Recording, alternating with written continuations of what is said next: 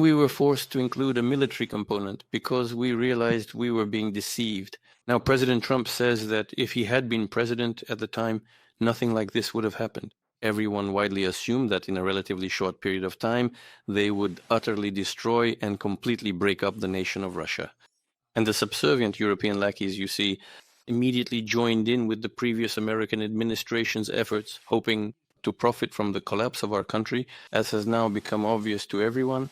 All these attempts and all these destructive plans regarding Russia have completely failed.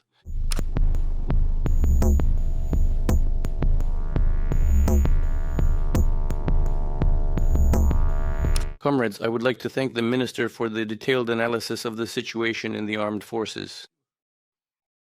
And on the line of combat contact, as is customary, I will simply share with you some general thoughts. I probably won't say anything particularly new, but nevertheless, I believe this is important. I would like to start with our recent history with what has happened in order to understand where we are and why we are where we are. Immediately after, I've spoken about this many times already, but nevertheless, I think it won't hurt to repeat it. Immediately after the collapse of the Soviet Union, and at that time, it seemed to us that we would very quickly become members of the so-called civilized family of European nations, or rather, the civilized Western family. Today, it turns out that there is no civilization there at all, only total degradation. But that doesn't matter. Back then, it seemed like a good thing, and that we would become a full-fledged, equal part of this family. Nothing of the sort happened.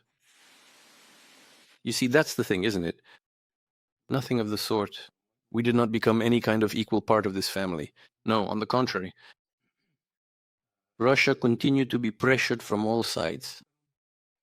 And moreover, the pressure only grew stronger and stronger. Almost everything regarding Russia was decided from a position of strength. They would pat us on the back.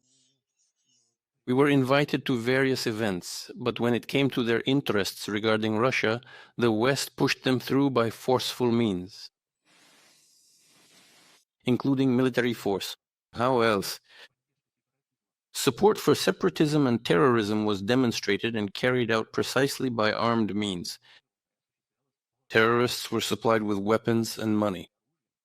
They provided them with political and informational support across the board.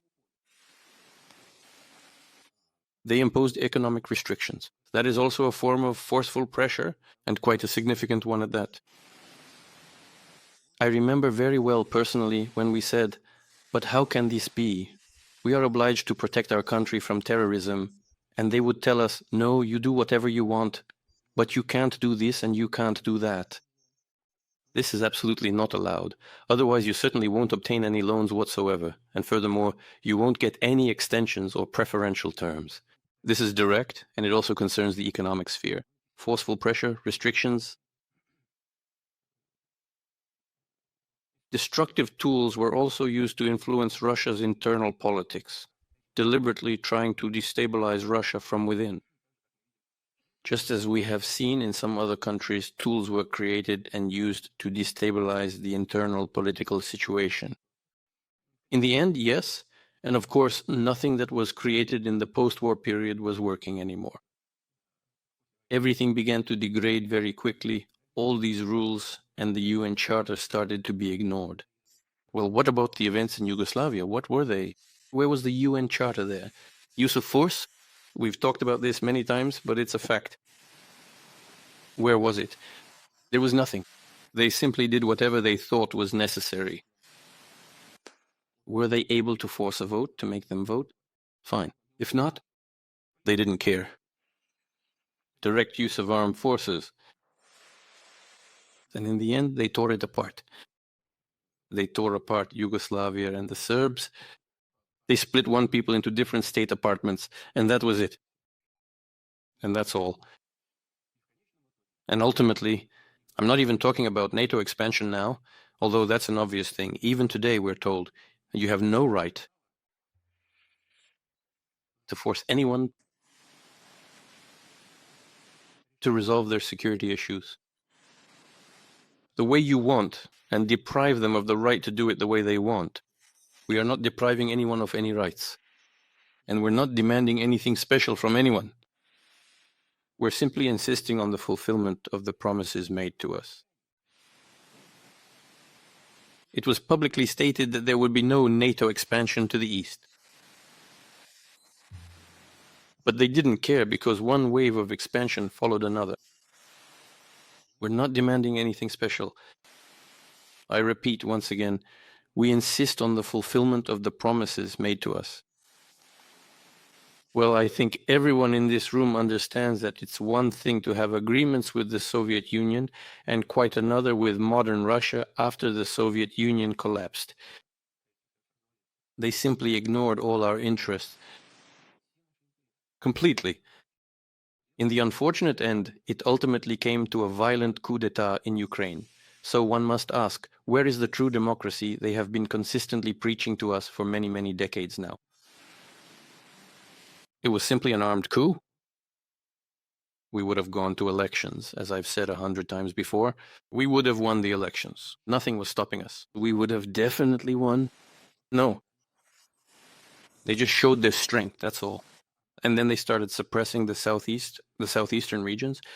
They practically started a war by force. It wasn't us. In 2022, they started the war. It was the destructive forces in Ukraine with the support of the West.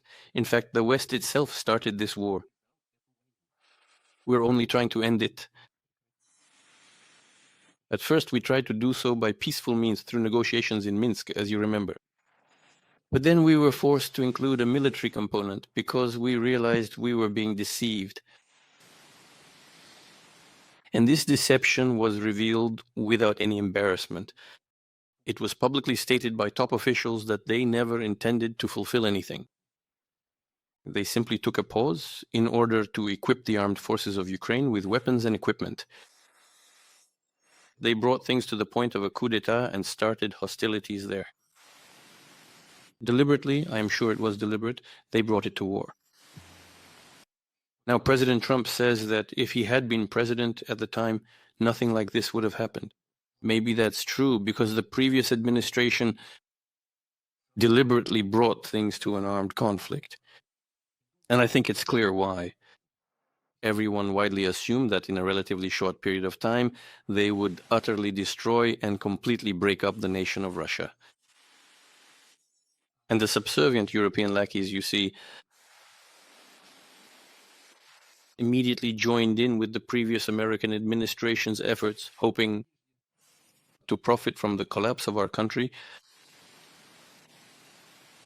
to reclaim something valuable that was tragically lost in previous historical periods, and then attempt to take revenge for those past grievances. As has now become obvious to everyone, all these attempts and all these destructive plans regarding Russia have completely failed. Completely. Russia has demonstrated its resilience in the economy, in finance, in the domestic political situation, and in the state of society. And finally, in the sphere of defense capability.